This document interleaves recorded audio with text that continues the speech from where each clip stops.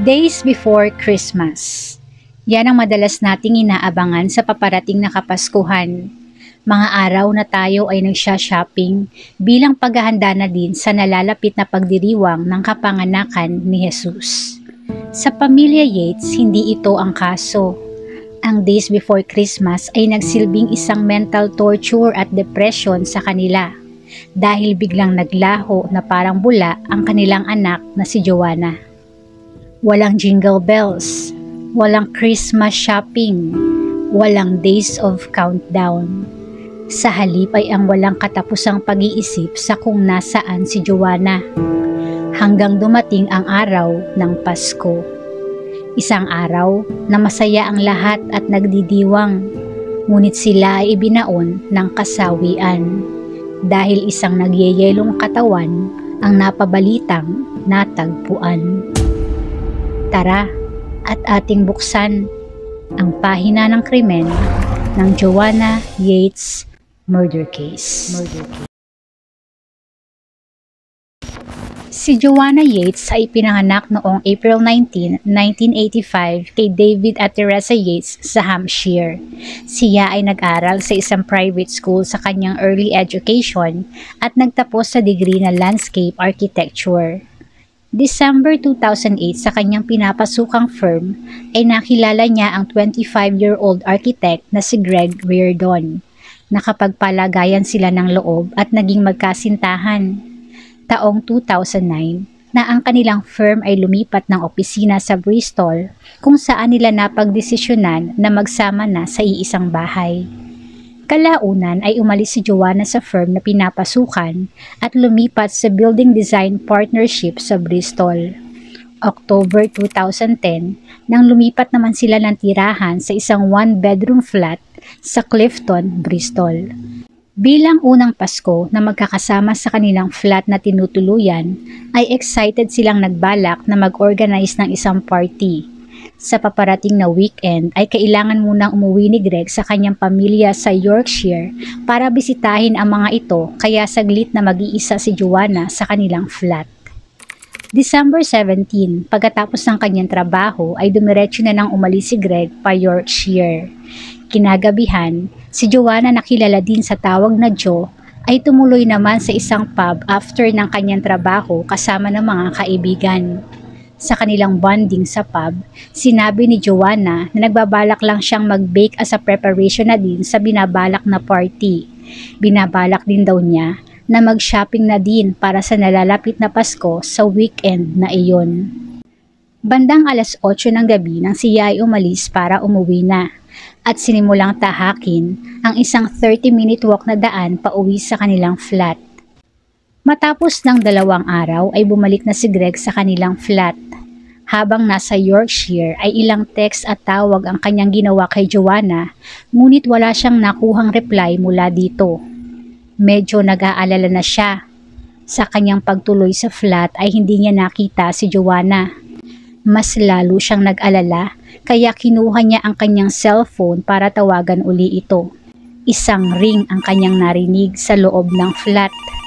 Hinanap niya ang pinagmumulan nito at nakita ang cellphone nito sa bulsa ng coat ni Joanna. Nasa labas kaya si Joanna? Ngunit natagpuan niya din ang bag at susi nito na pareho ding nasa loob ng flat.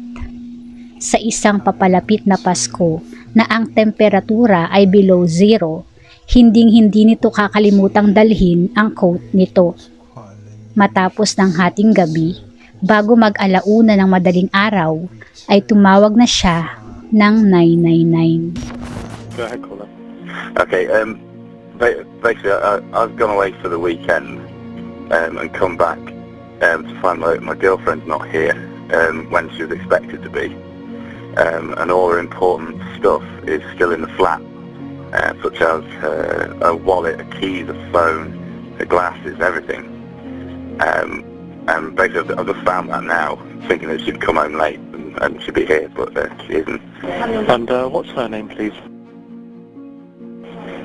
Joanna Yates.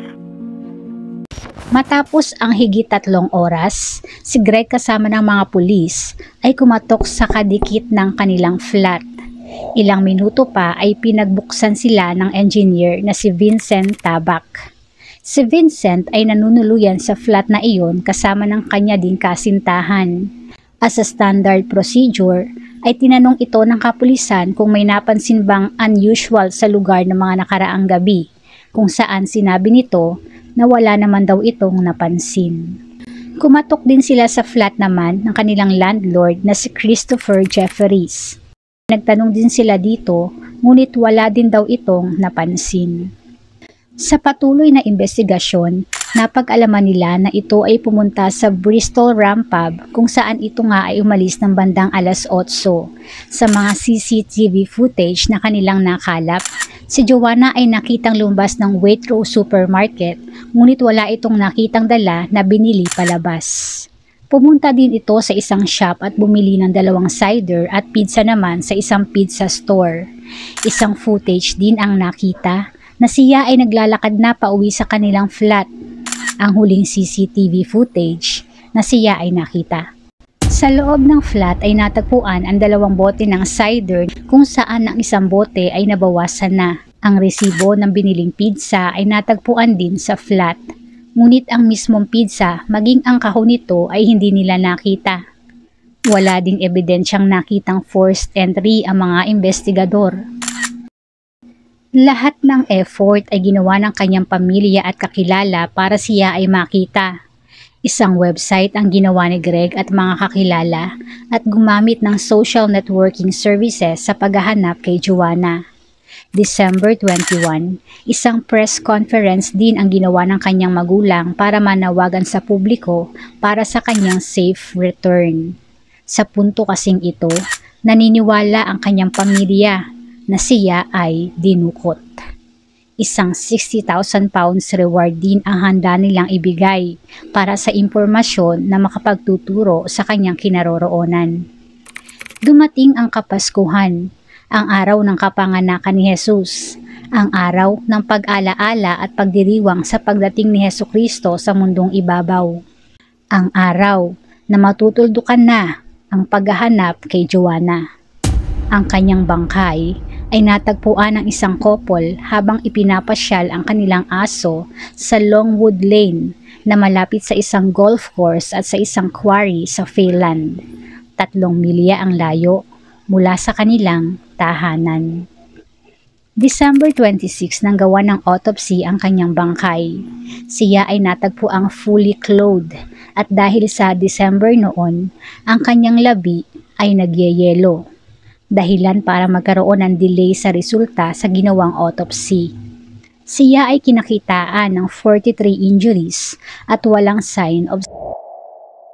Ang dahilan ng kanyang kamatayan ay at namatay ilang araw na bago siya natagpuan. Ang kanyang tiyan ay wala ding laman na pizza na nakitang binili niya bago siya umuwi.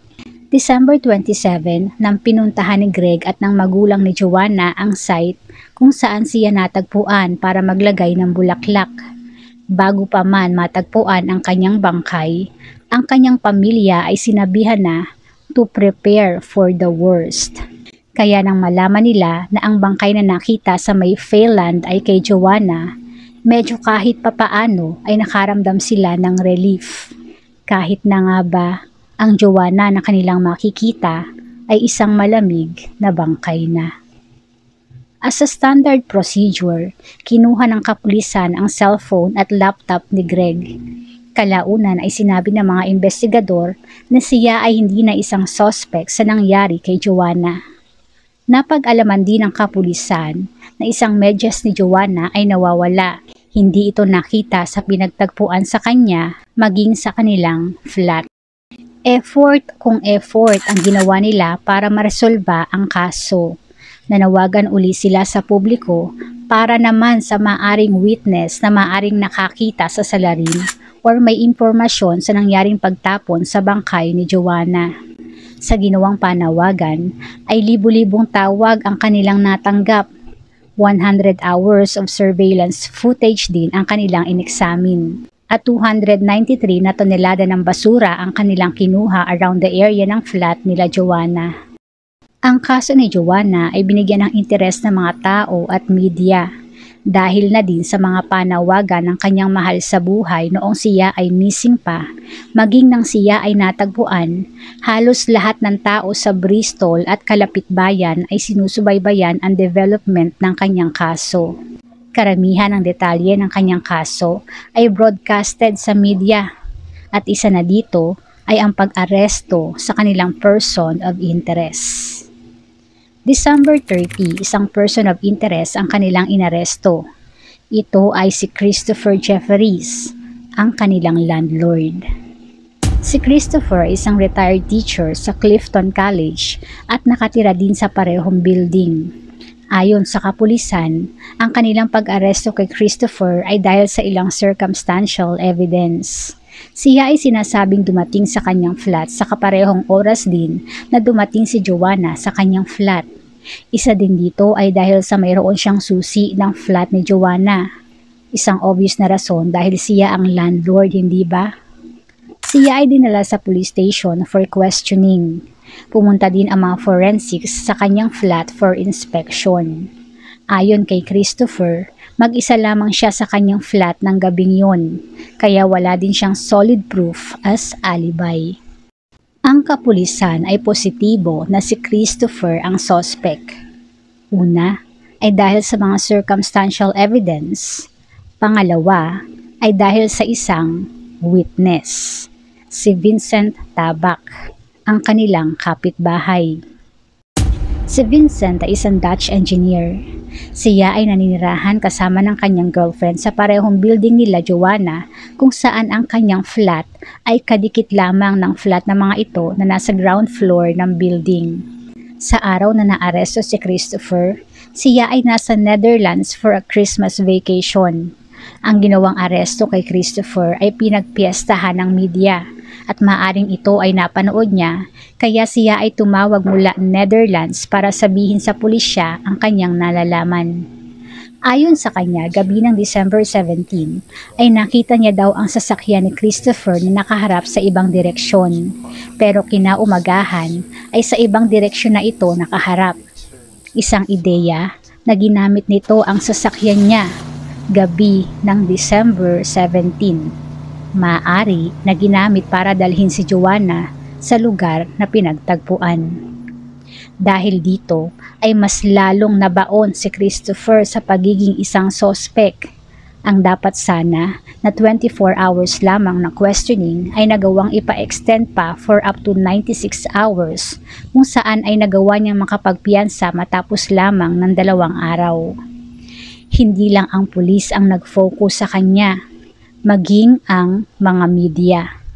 Naglabasan ang kung ano-anong chismis tungkol sa kanya, na isa daw siyang pedo, peeping tom, at kung ano-ano pa. May iba pa nga ang nagkonekta sa kanya sa ilang unsolved na krimen. Wala pa mang kumpirmasyon na siya talaga ang salarin, ay hinatulan na siya ng media. Dahil ang katawan ni Joanna ay frozen, nagkaroon ng delay sa mga test at results dito. Sa panahon na si Christopher ay naaresto ay saka pa lamang sila nakakuha ng usable DNA galing sa labi ni Joanna na maaring gawa ng testing. Ang DNA na ito ay hindi gaanong solid ang quality. Gayunpaman ay maaari pa din gamitin para ma-match sa kanilang mga person of interest. At isa nga sa listahan dito ay si Christopher, kung saan ang DNA ay unmatched. Sa resulta na ito, ang kapulisan ay back to square one. Si Christopher ay isa sa listahan ng mga person of interest at naging number 1 focus dahil sa binigay na statement ng isang witness. Sila ay positibo na sila ay nasa tamang daan hanggang makarating sa kanila ang resulta ng DNA test. Sa kanilang pagsisimula uli ng investigasyon, isang anonymous call ang natanggap ng kapulisan na nagsasabing maaari ding suspect sa krimen, si Vincent Tabak. Bilang kanyang kapitbahay, si Vincent ay isa sa listahan ng mga person of interest noong una pa lamang. Siya ang unang kinatok ng mga pulis nang tumawag si Greg sa 999. December 23 nang ang kanyang flat ay pinuntahan din ng kapulisan para sa isang routine check. Isang tawag din ang kanyang natanggap noong Christmas Eve para itanong ang kanyang whereabouts noong December 17. Sa ginawang questioning sa kanya noong si Joanna ay missing pa, walang nakitang suspicion sa kanya kaya hindi nag-focus sa kanya ang pulisya. Nang matagpuan ang bangkay ni Joanna, siya ay kasalukuyang nasa Netherlands at ang focus ng investigasyon ay sa mga taong nasa Bristol. Nang araw na maaresto si Christopher noong December 30, ay maaaring napanood niya ito kung saan siya tumawag sa kapulisan. New Year's Eve nang pinuntahan siya ni Detective Karen Thomas sa Netherlands para magsagawa ng isang recorded statement galing sa kanya. Sa kanyang pagbibigay ng statement ay kitang-kita ang interes niya sa development ng kaso, particular sa forensics.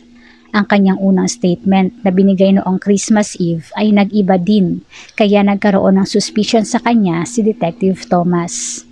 Sinabi niya noong una na siya ay mag-isa lamang sa kanyang flat buong gabi at lumabas lamang ng madaling araw para sunduin ang kanyang girlfriend. Sa pagkakataong ito ay sinabi naman niya na lumabas daw siya ng 2 beses. Una ay para kumuha ng picture ng snow at pagkatapos ay para pumunta ng Asda. Sinabi din niya na pumunta din daw siya sa hallway ng flat nila Joanna. Siya daw ay naroon bago pa man mawala si Joanna at nakipagkwentuhan siya kay Christopher. Dahil dito ay sinabi ng detective na siya ay kukuhanan ng DNA at fingerprints para kung sakaling makita ang kanyang DNA at fingerprints sa may hallway ay tatanggalin ito sa listahan. Ang kanyang ipinakitang behavior ay suspicious at ayon kay Detective Thomas ay overly interested sa forensic investigation.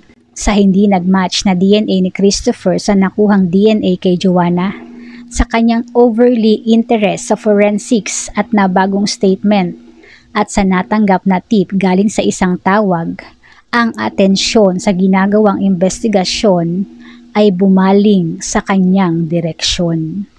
Sa nagliwanag niyang pangalan bilang pangunahing suspect, nag-focus ang pulisya sa ginagamit niyang sasakyan.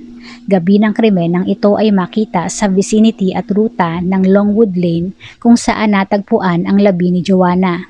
Sa nakuhang DNA kay Joanna, ito ay kinumpara sa nakuhang DNA sa kanya at ito ay matched.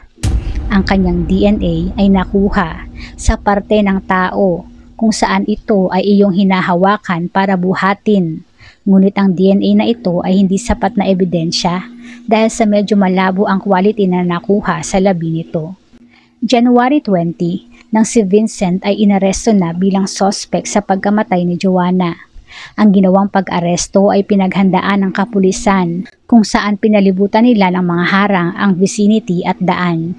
Bilang nangyari kay Christopher, sa pagkakataong ito, gusto nilang iwasan ang maaaring gawing ingay ng media. Kinuha din nila ang mga electronic devices nito katulad ng computer at cellphone. Sa search history ng kanyang computer, nakita ang isang history ng street view ng Longwood Lane kung saan natagpuan si Joanna. May mga internet search din na ang topic ay kung gaano katagal ma-decompose ang katawan ng isang tao. Malas niya lang dahil sa halip na ma-decompose ay na-preserve pa ito ng yelo. Napakaraming videos din ang natagpuan sa kanyang computer kung saan ang tema ay nagpapakita ng violence sa mga kababaihan. Ilang buwan bago ang nangyaring krimen, nagre-research din siya ng mga escort agency sa kanyang business trips sa UK at US. Isang interesting na bagay na kanilang nakita sa mga imahe sa laptop nito ay ang isang blonde na babae na may pagkakahawig kay Joanna. Ang babae ay nakasuot ng pink na damit na nakataas sa kanyang dibdib.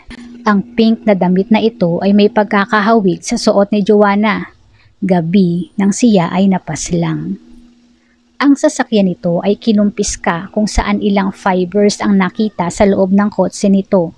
Ang fibers na ito ay nagmatch sa fibers na nakita sa labi ni Joanna. indikasyon na si Joanna ay nagkaroon ng kontak dito. January 22 nang siya ay tuluyan ng kasuhan ng murder. Siya ay nag-request ng piyansa after 3 days, ngunit ito ay na-decline. Ang kanyang trial by jury ay nagsimula noong October 4, 2011. Sa pag-iisip na wala na siyang takas, ay nag-plead siya ng guilty sa manslaughter lamang at hindi niya sinasadya ang pagkamatay nito.